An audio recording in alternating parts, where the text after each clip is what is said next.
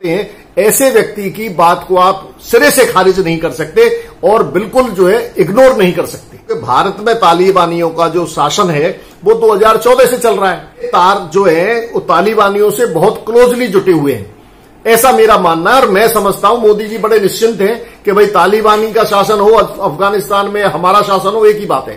तो आप इस चीज को, उसकी समानता आप देखेंगे ना भारतीय तालिबान की और अफगानिस्तान के तालिबान की, तो मैं समझता हूं कोई बहुत ज्यादा अंतर आपको नजर नहीं आएगा। तो दोस्तों, वहां पे मुसलमानों ने मुसलमानों पे आक्रमण किया है, यहां पे भी हिंदुओं ने हिंदुओं पे आक्रमण किया है, यहां दलितों को परेशान किया है, यहां पे भी जो भी विरोध कर रहे हैं, ज्यादातर हिंदू विरोध कर रहे हैं, उनको उठा करके जेल में डाला जा रहा है। कि एक साल के भीतर भीतर चाइना, तालिबान और पाकिस्तान मिलकर के हिंदुस्तान के ऊपर आक्रमण करेंगे।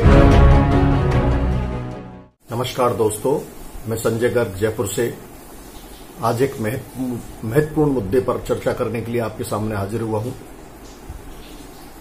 अभी एक दो दिन पहले तालिबानियों का अफगानिस्तान पर पूरा कब्जा हो चुका है, ऐसे गंभीर विषय पर सुब्रमण्यम स्वामी, जो कि भारतीय जनता पार्टी के सांसद हैं, उनका एक वक्तव्य आया है।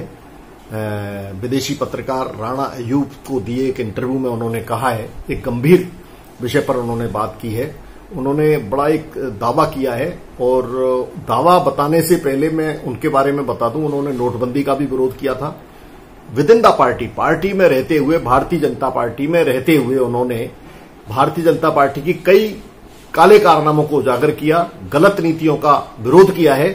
और ऐसे समय पे उन्होंने बड़े जो है गंभीर मुद्दे पर चर्चा करते हुए बताया है कि तालिबान और पाकिस्तान का जो ऑक्युपाइड जम्मू कश्मीर है और उसके अलावा चाइना, आप जरा गंभीरता इस पर सोचना जरा, कि चाइना, तालिबान और पाकिस्तान मिलकर के एक साल के अंदर अंदर भारत पर जो है हमला करेंगे, ऐसा उन्होंने अपना एक जो है दावा एक वक्तव्य में किया है। राणा अयूब के साथ उन्होंने जो इंटरव्यू दिया था उसमें उन्होंने इस बात का दावा किया है।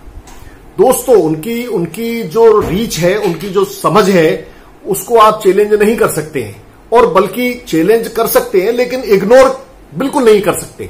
इग्नोर इसलिए नहीं कर सकते कि उनका जो अतीत है बड़ा बेबाक रहा है। हर विषय पर उन्होंने अपनी बेबाक राय रखी है और ज्यादातर वो अपनी जो भी उन्होंने बातें की है उनमें आगे कालांतर में जाकर के उनकी बातें सच साबित हुई है। दोस्तों, नोटबंदी का उन्होंने बड़ा प्रबल विरोध किया था और नोटबंदी के जो आउटकम्स हैं, जो उसके परिणाम हैं, वो आपके सामने है। कोई काला धन खत्म हुआ नहीं हुआ, आतंकवाद खत्म हुआ नहीं हुआ, ये आप एनालिसिस उस नोटबंदी के पूरे एपिसोड को एनालिसिस कर सकते हैं। आज ऐसे समय में जहां तालिबानियों का अफगानिस्तान पर कब्जा हो चुका है, ऐसे स्थिति में इस तरह का जो अंदेशा सुब्रमण्यम स्वामी द्वारा लगाया जाना, मैं समझता हूं बहुत ही गंभीर विषय है, जिसपे मोदी सरकार ने अभी तक अपना रुख स्पष्ट नहीं किया है। बड़ा दुख का विषय है कि इतने गंभीर मुद्दे पर आज तक 2 दिन उसके बयान को, सुब्रमण्यम स्वामी जी के बयान को आए हुए 2 दिन हो गया, लेकिन मोदी सरकार ने के किसी भी नुमाइंदे ने, चाहे रक्षा मंत्री है, चाहे वित्त मंत्री है, चाहे खुद मोदी जी है, चाहे उनका होम मिनिस्टर अमित शाह है, इन चारों में से किसी ने भी उस बात का कोई खंडन नहीं किया या उसका कोई सपोर्ट नहीं किया, ना उसके ऊपर कोई चर्चा की है। यह बड़ा दुख का विषय है। जनता जानना चाहती है मोदी जी से कि उनका इस पे क्या रुख है और क्या वो उस बात को सही मानते हैं, क्या उस बात को गलत मानते हैं। इस पे अपना स्पष्ट रुख मोदी जी से अपेक्षित है।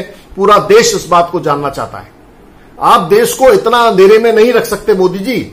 सुब्रमण्यम स्वामी आपकी पार्टी के एक बड़े कद के नेता हैं और बड़े महत्वपूर्ण जो है नेता हैं। ऐसे आदमी की, जो कि कालांतर में नहीं, अतीत में अपनी कई बातों को सच दिखाने के लिए जाने जाते हैं, ऐसे व्यक्ति की बात को आप सिरे से खारिज नहीं कर सकते और बिल्कुल जो है इग्नोर नहीं कर सकते।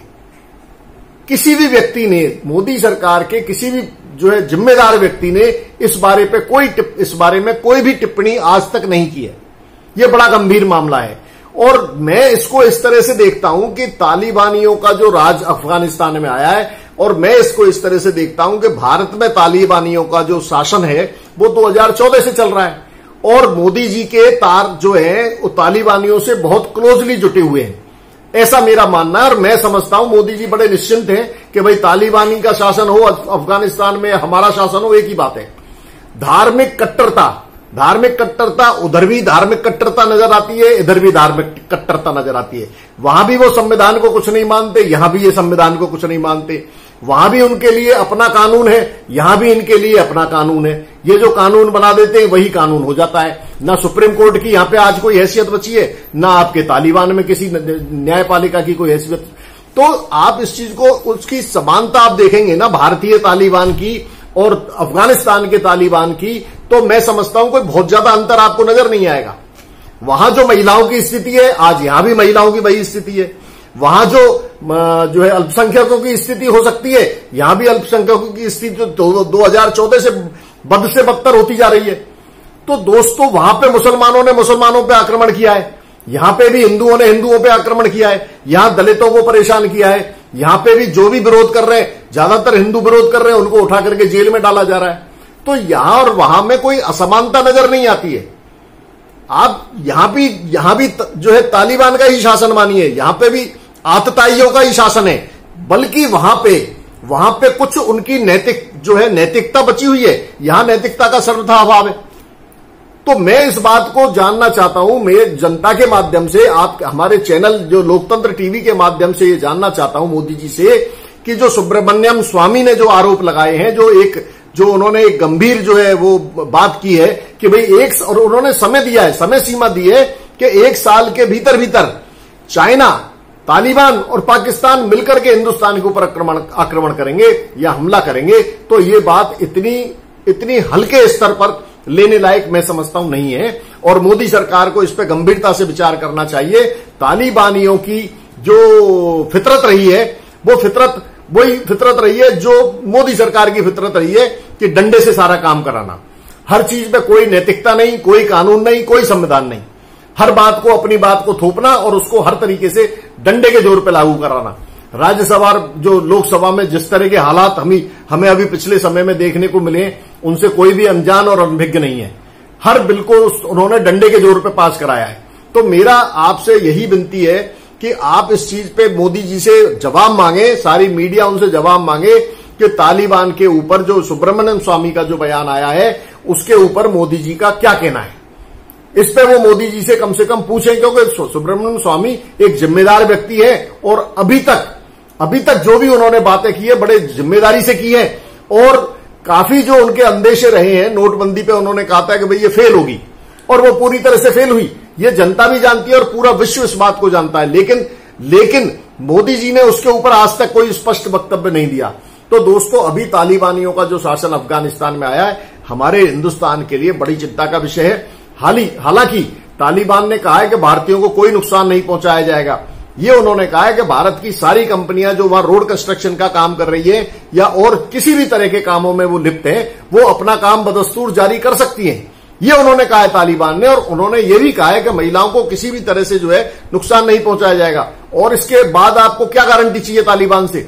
लेकिन उसके बावजूद अब सुब्रमण्यम स्वामी का इस तरह का बयान जो है उसको सिरे से खारिज नहीं किया जा सकता। उनकी बात को गंभीरता से मोदी सरकार को लेना चाहिए और मोदी सरकार को इस पे स्पष्ट अपना विचार, अपना रवैया, अपना रुख जनता के सामने रखना चाहिए, ताकि जनता निश्चिंत हो सके और बिना किसी जो है परेशानी के अपना आराम से रह सके। धन्यवाद।